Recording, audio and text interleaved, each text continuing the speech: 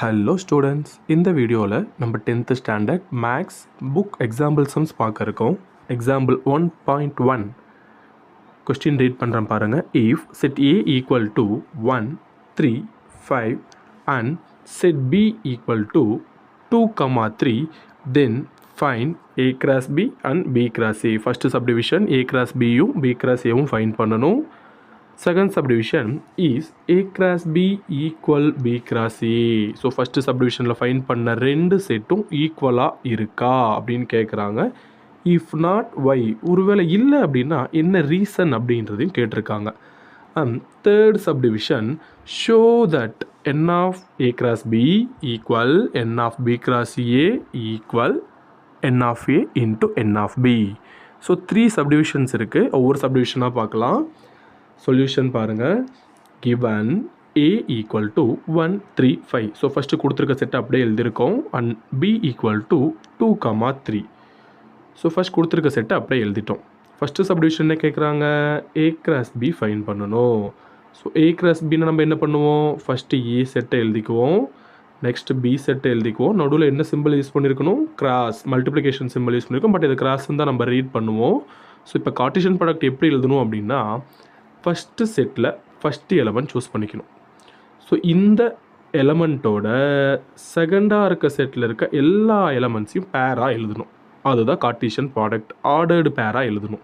So first இந்த set bracket பாருங்கள். ஆன்சரில் set bracket equal டுன்னு போடுறதே இல்லை. சில ஸ்டூடெண்ட்ஸ்லாம் ஈக்குவல் டு போட்டிருக்கணும் அண்ட் செட் ப்ராக்கெட் ஓப்பன் பண்ணியிருக்கணும், லாஸ்ட்டாக க்ளோஸும் பண்ணியிருக்கணும். இதுக்கு நடுவில் தான் அந்த எலமெண்ட்ஸை கமா மூலமாக செப்பரேட் பண்ணி எழுதியிருக்கணும். ஒவ்வொரு ஆர்டர் பேரையும் கமா மூலமாக செப்பரேட் பண்ணி எழுதியிருக்கணும். That is also important. So first 1, 2 எழுதியிருக்கோம் அண்ட் நெக்ஸ்ட் 1, 3 எழுதியிருக்கோம். இங்கே இந்த செட் ப்ராக்கெட் போட்டிருக்கோம் இல்லையா? ஸோ இன்சைடில் ஆர்டர்டு பேரில் எழுதுகிறப்போ அதுக்கான ப்ராக்கெட் தனியாக நம்ம கொடுத்துருக்க பாருங்கள், நார்மல் ப்ராக்கெட். ஸோ அந்த ப்ராக்கெட் போட்டு தான் எழுதணும், போடாமையும் எழுதக்கூடாது. Comma 1, 3 and next second element. First செட்டோட செகண்ட் எலமெண்ட் பாருங்கள், 3 இருக்கா? இப்போ இந்த 3 என்ன பண்ணுறோம்? 3யை சூஸ் பண்ணிவிட்டு 3, 2 அண்ட் 3, 3 3, 2 3, 3 எழுதியாச்சா? அண்ட் நெக்ஸ்ட் தேர்ட் எலமெண்ட்டை சூஸ் பண்ணுங்கள். 5, 2 5, 3 இந்த மாதிரி ஆர்டர்டு பேராக எழுதணும். ஸோ ஒரு எலமெண்ட் கூட ஃபஸ்ட்டு செட்டில் இருக்க ஒரு எலமெண்ட் கூட அடுத்த செகண்டாக இருக்க செட்டில் இருக்க எல்லா எலமெண்ட்ஸையும் பேராக எழுதியிருக்கோம். ஸோ இது ஏ கிராஸ் பி ஃபைன் பண்ணிட்டோம். இதை ஈக்குவேஷன் 1 நம்ம வச்சுருக்கோம். And next B cross A பாருங்கள். B cross A equal to, so first இப்போ பி கிராஸ் ஏ தானே, அப்போ ஃபஸ்ட்டு பி செட்டை தானே எழுதணும். B set and multiply cross product, அதாவது கிராஸ் ப்ராடக்ட் இங்கே சொல்கிறோம்.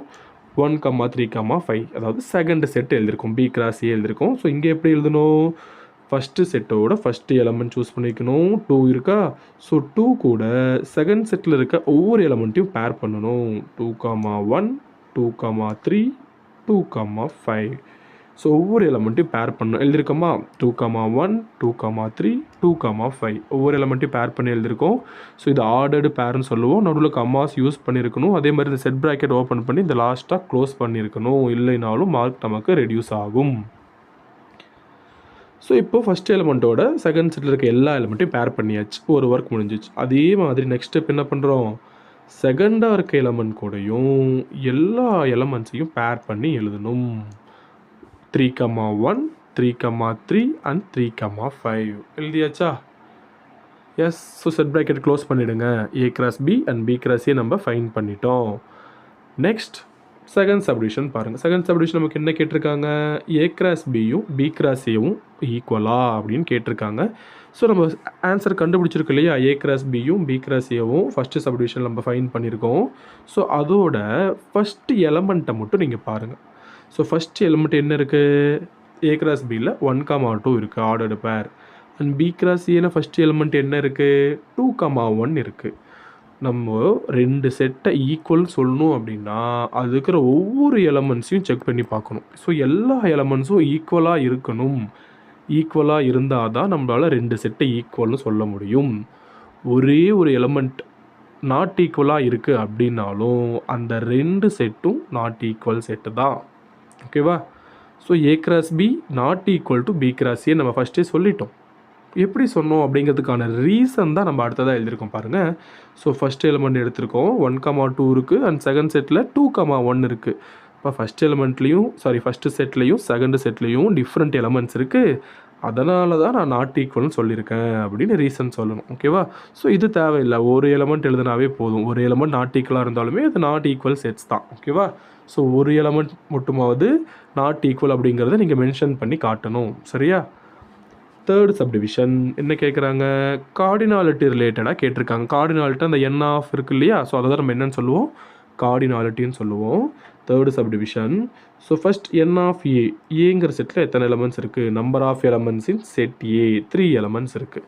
And number of elements in set B எத்தனை இருக்குது, என் ஆஃப் பி 2 இருக்குது. So N of A cross B பாருங்கள், நம்ம ஏ கிராஸ் பி ஃபைன் பண்ணியிருக்கோம் இல்லையா, ஈக்குவேஷன் 1ன்னு வச்சுருக்கோம் இல்லையா, இதில் எத்தனை எலமெண்ட்ஸ் இருக்குது, 1 2 3 4 5 6 எலமெண்ட்ஸ் இருக்குது. பி கிராஸ் ஏல பாருங்கள், அதில் எத்தனை எலமெண்ட்ஸ் இருக்குது, 1 2 3 4 5 6. ஸோ அதுலேயும் 6 எலமெண்ட்ஸ் இருக்குது. அதை தான் நம்ம இங்கே ஃபஸ்ட் ஸ்டெப்பில் எழுதியிருக்கோம். N of A cross B equal to N of B cross A. So ரெண்டுமே எவ்வளோ தான் இருக்குது, 6 எலமெண்ட்ஸ் தான் இருக்குது. இது ரெண்டும் ஈக்குவலாக இருக்குது அப்படிங்கிறத ஃபஸ்ட் ஸ்டெப்பில் எழுதியிருக்கோம். ஸோ இது ஒவ்வொரு ஸ்டெப்பாக நம்ம எழுதணும் அப்படிங்கிற அவசியம் கூட கிடையாது. டைரெக்டாக you can write this step, இந்த ஒரு ஸ்டெப் எழுதினாவே போதும். N of A cross B equal to N of B cross A is equal to N of A into N of B equal to 6. So எல்லாமே 6 தான் இருக்குது. N of A எழுதுங்க, N of B எழுதுங்க, and N of A cross B equal to 6 எழுதுங்க, N of B cross A equal to 6ன்னு எழுதுங்க. And next டைரெக்டாக you can write this step, இந்த ஒரு ஸ்டெப் எழுதினாவே போதும். அண்ட் லாஸ்ட்டாக ஸோ இதை நம்ம எடுத்து எழுதணும், இந்த வேல்யூவை. ஏன்னா அதுதான் நம்ம கொஸ்டினில் கேட்டிருக்காங்க, ஷோ தட்னு சொல்லிட்டு நம்மளை அதை தானே கேட்டிருக்காங்க. ஸோ அதை கண்டிப்பாக நம்ம என்ன பண்ணியிருக்கணும், லாஸ்ட் ஸ்டெப்பில் எழுதியிருக்கணும். That's all the answer. Thank you.